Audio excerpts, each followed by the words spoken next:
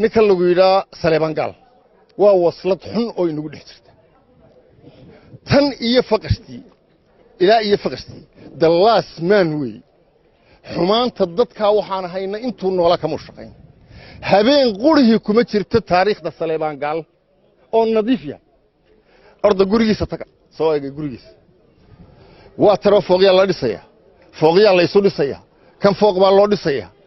dekad la cun oo dhul la cun oo airport la cun oo wax walba la cun anigu xataa madaarka waan ku raacsanaa dekada waa ogeeyeen ninkii ugu dooda badnaa baan bal dadkani inay wuxuu soo reebaan ama wuxuu lagu gaari karo oo la saxi karo wax allaaliye wax lagu gaarayaana ma jiro ninka ku riyoonayo doorasho dhici oo ay lagu kala tagina ma jirto Saleebaan Gaal waa kan aqalkii baa dhamaanaya xoogaa buu qabyoobi doonaa haddana waa loo dhiibaya haddana sidii buu oranaya war ma ninka ka xishoon waayay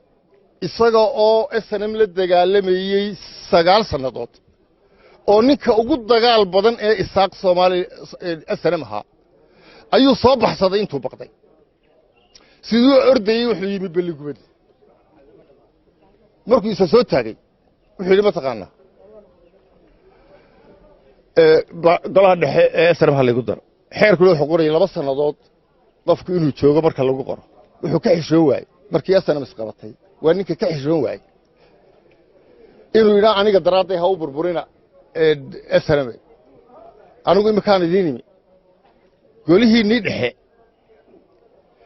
sharcigiina ixtiraam oo raaca muu qaadan waslad xaaraana buu qaatay oo ku noqday golaha dhexe ilaa maalinta uu ina soo galay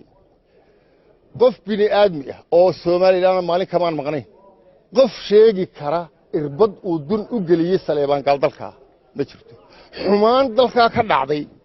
oo isaga dhaafsiisanina oo uu ka faramaran yahay xumaan uu ka faramaran yahayna taariikhda ugu ma jirto marka waxa weeye Soomaaliland SNMna way qaldanay ummadii Soomaaliyeed dhan baynu u rognay waslada xun ee ku dhex jirta ummadda Soomaaliyeedna waa reerka isaaq la yiraahdo oo isu qaba inay dadka ka wanaagsan yihiin haddana waxa sax xukumaysa u daawanaya ummadooda waxoodii ay inta u soo wada baabeen baa indhahooda hortooda lagu baabeeyo afar qof iyo maxay ku yiminayaan maalinba meel lagu xaraashaya marka adeer ummadani ummad maaha ummadanina laa yuqayyiru Allahu ma biqawmin hatta an yuqayyiru ma bi anfusihim ba haysata xumaanta culimada ugu sheekhay ah khamiisyada leh oo musuqmaasuqa ugu aabba oo haysta kitaab xalaaleynaya xaaraanta marka ma taas Ilaahay gargaar u fidinaya abaartay duceeyeen roobku uu sii durki haynoogu akhrina dhaar roob doon waayo Ilaahay de lama khiyaamayo yaclamu sirra wa akhfa markaan waxaan leeyahay dekada berbera airportkii berbera carwaa ninka keena carab bal ninka ku dhici kara soo imika ma maqlaysaan hayimaad carab sanadcu naadiya falyadcu naadiya sanadcu sabaniya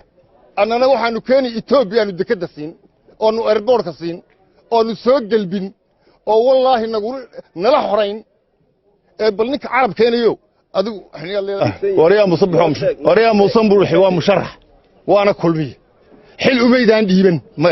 taysaga warta anigu musabbiix baan u dhiibtay anigu xukuumaddaasaan sheegaya musabbiixina waa geesi ninka qurahe maanta marxaladda adag dalkan ka saari waa iska dhaaf ninkaasi hadduu xilka ummadda qabto inuu baa rajaleeyay